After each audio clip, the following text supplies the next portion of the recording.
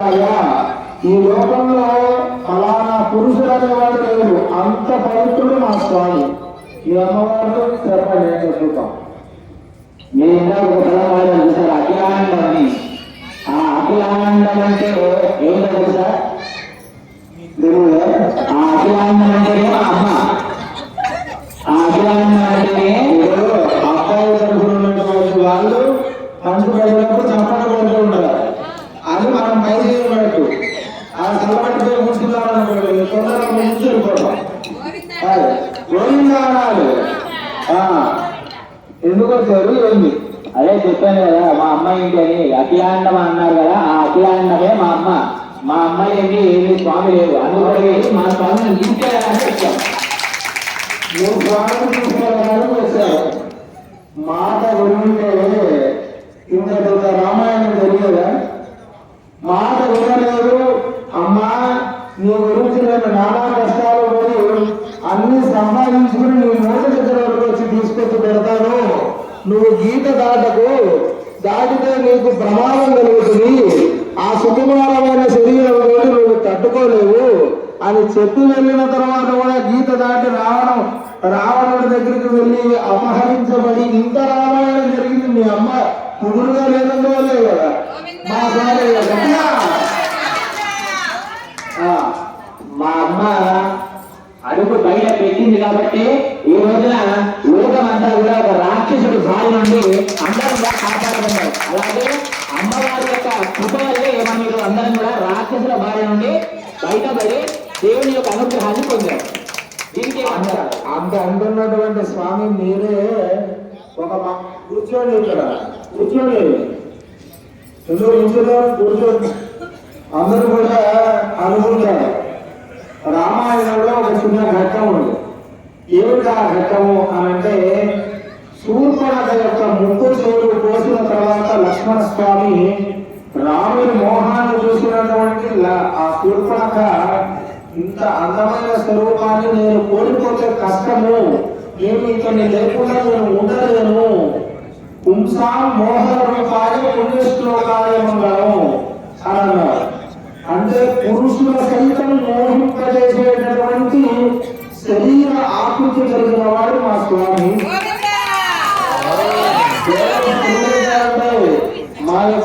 మా స్వామిని చూసి సాక్షాత్ సురాసురార్చిత నిజపాగా. అయితే రామాయణంలో చిన్న ఘట్టలు చెప్పుకోవాలి, మధ్యలో ఎవరు మాట్లాడదు, మళ్ళీ చెప్పడం. రామాయణంలో చిన్న ఘట్టం. ఈ శూర్పణఖ వచ్చి రాముడిని మోహించినప్పుడు లక్ష్మణ స్వామి మా అన్నగారిని ఇలా, మా అన్నగారు ఏకపత్ని వ్రతుడు అని చెప్పి ముగ్గు చెవులు కోసి పంపిస్తారు. అలా వెళ్ళినటువంటి శూర్పణఖ వాళ్ళ యొక్క తమ్ముళ్లను, అన్నలను మధుకైటవులు అనేటటువంటి అసుర సైన్యాన్ని తెస్తాయి. 14,000 మంది అసురులు వస్తారు రాముడి పైన, రాముడిని చంపేయడానికి, సంహరించడానికి వస్తారు. వస్తే అంటే మీ అమ్మాయికి ఎంత నమ్ముతుందో మమ్మల్ని అన్న విషయం మీకు తెలియజేస్తున్నాం స్వామి. మీరు ఇప్పటివరకు సొంత డబ్బా కొట్టారు కదా, ఆ డబ్బాకి మీకు ప్రతిఘటన ఇస్తున్నాం అన్నమాట. అయితే రామచంద్రుడు సీతమ్మ వారి చూసి, రామచంద్ర ఆ శూర్పణఖ ఏదో వచ్చింది, దానికి ఏదో 4 మాటలు చెప్పి పంపించకుండా ముక్కు చెవులు కోసి పంపించావు మీ తమ్ముడి చేత. ఇప్పుడు ఆమె 14,000 మంది అసురులను తీసుకుని వచ్చింది. మరి వాళ్ళని ఎలా పోరాడతావు? నీకు అంత ధైర్యం ఎక్కడిది? నువ్వేమో ఒక్కడిది, వాళ్ళు చూస్తే 14,000 మంది ఉన్నారు. మరి నీ పోరాట యోగం, నీ పోరాట శక్తి అంత ఉందా అని అంటే, ఏ భర్తకైనా అండి తన భార్యనే నీకు జాతకాలు అన్నాడు, ఆ భర్త ఖచ్చితంగా చేసుకుంటాడు. కావాలంటే మీరు ఎక్కడన్నా చూడండి, భర్తకి ఇది జాతకాలు అని భార్యనే అన్నారనుకోండి, ఇక అయితే ఏదైనా తలకిందులు తపస్సు చేసినా సరే దాన్ని సాధిస్తాడు. వెంటనే రామచంద్రుడు అంటాడు, సంతృష్ట్వా శత్రుహంకారం మహర్షీనాం సుఖావహం బభూవ హృష్ట్వా వైదేహి భర్తారం పరిశస్వదే. లక్ష్మణ, ఈ వదిన నా యొక్క శౌర్య పరాక్రమాలనే శంకిస్తుంది. ఈ శంకిస్తున్నటువంటి మీ వదినకి నా పరాక్రమం ఏంటో చూపెట్టు. నా భార్యనే నన్ను అలా అంది అంటే నేను ఏమాత్రము ఇంకా వెనక్కి అడుగు వేసేది లేదు. అసురులు మొత్తం సంహరింపబడాలి. ఎంతమంది వస్తున్నారో అంతమంది సంహరింపబడాలి.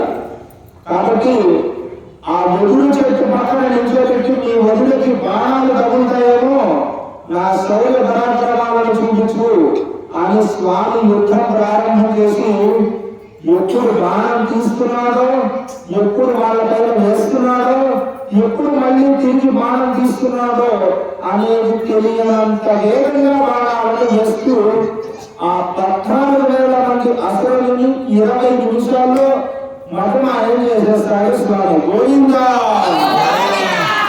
అటువంటి మా స్వామి యొక్క గొప్పతనాన్ని చూసినటువంటి ఋషులు మునులు అందరూ కూడా చాలా ఆనందపడి ఈ రాజుకు మేము ఈ అసురుల బాధ నుంచి తప్పించుకుని మా యొక్క కర్తవ్యాన్ని మేము చేయగలుగుతున్నామంటే అది సాక్షాత్ రామచంద్రుడి యొక్క అనుగ్రహమే అని వెంటనే హర్షించగా భర్త యొక్క శౌర్య పరాక్రమాలను చూసినటువంటి సీతమ్మ వారు వెంటనే వచ్చి భర్తని చక్కగా ఆలింగనం చేసుకుంటుంది. అయ్యారు అంటే నిజమైనటువంటి శౌర్య పరాక్రమాలు చూడడం మా స్వామి ఇంత పరాక్రమవంతుడు.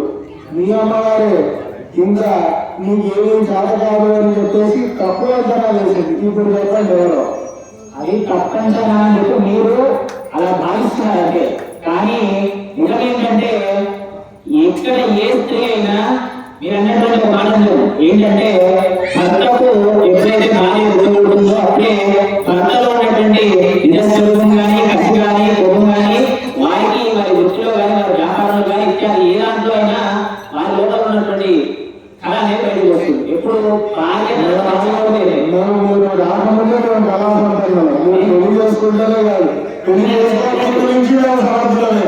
గోవిందా! అమ్మ ఏ ఉసారే కూర్చోకండి, ఇప్పుడు తొందరగా ముగించేసి వెళ్ళిపోతాయి. ఇంత అట్లా కూర్చోవద్దు, ఉత్సాహం ఉండాలి. స్వామి మీరు ఇందాక యుద్ధం యొక్క ఏమో అంత గట్టిగా ఇక అది మీరు ఇందాక ఒక యుద్ధం గురించి చెప్పారు స్వామి. ఏమని నేను ఎంత గుర్తురానో నేను గుర్తిస్తానో వెళ్తున్నాను అని చెప్పి అమ్మగారిని ఎంత నిల్చోబెట్టి స్వామి ముందర యుద్ధం చేశారని చెప్తారు. అవునా కదా? ఎందుకు స్వామి ముందర యుద్ధం చేశాడు? ఎందుకంటే అమ్మవారిని మానవాళ్ళు అడుగుతారు. అది గుర్తించగా అది కప్పు పుచ్చుకొని వేరే చెప్తున్నారు. బాణము తాగేది ఉంటే లేని తాగిన బాణం మా అమ్మనే తాగేది, కానీ లేని బాణం తాగలేదు. లేని తాగిన బాణం అమ్మవారు తాగలేదు. ఆపాలనుకుంటే చేయాలనుకుంటే లేడీ తాగాల్సిన బాణం అమ్మవారి ఎంత తగ్గుతుందంటే బల చెప్తారు. ఏదైనా అక్కడ పెట్టిందే లేడీ, అమ్మవారు ఎక్కడికి వచ్చింది? కొట్టాలంటే అమ్మవారు చెప్పచ్చు. కానీ ఇప్పుడు మీకు మామూలుగా వాస్తవానికి తెలుసా, ఒక సైంటిఫిక్ రీజన్ ప్రకారంగా ఆడవాళ్ళకి మగవాళ్ళ కంటే ఎక్కువ కలర్స్ కనిపిస్తాయి. అందుకోసమే ఏదైనా ఆభరణ షాప్కి వెళ్ళారనుకోండి, జ్యువెలరీ షాప్, చీరల షాప్కి వెళ్ళారనుకోండి, అలాగే సరైన వేస్తూ ఉంటారు. అంటే రంగులు ఎక్కువ కనిపిస్తూ ఉంటాయి. అవగా నెక్లెస్ ఎక్కువ ఉంది, అవగా పక్క వయసులు ఎక్కువ ఉంటాయి, అవగా మంగళసూత్రాలు ఎక్కువ ఉంటాయి, ఇట్లా అనిపిస్తూ ఉంటాయి అనమాట. అలాగే లేడీ చూసి నిజంగా బంగారం లేదేమో అనుకుని మోహింపబడి పడి పప్పులో కాలేసి మా రాముడికి ఇంత కష్టాన్ని తీసుకొచ్చింది.